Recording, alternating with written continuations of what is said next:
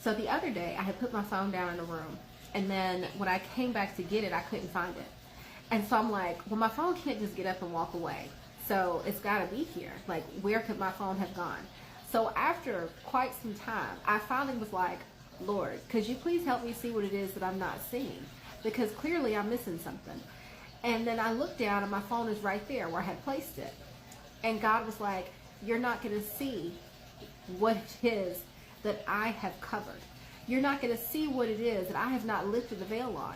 You can't move me any faster. You can't pray any harder. You can't war any harder. You can't fast anymore. You can't do anything until I have said, I being the Lord, have said it's time for the veil to be lifted.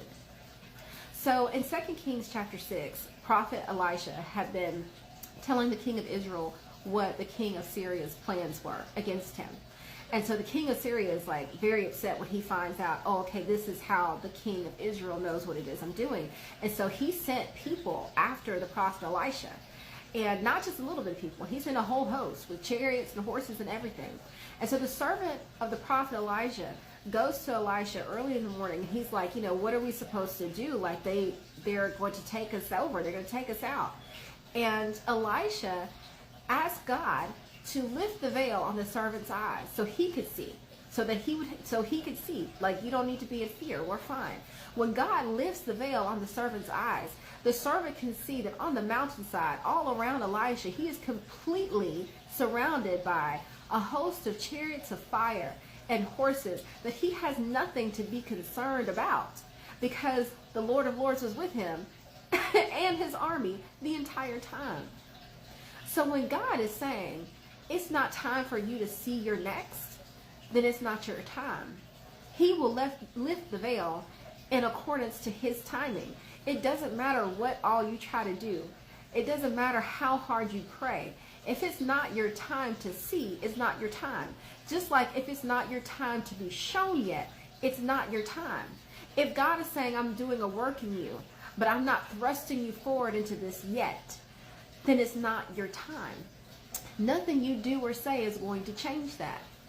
The veil has to be lifted by God.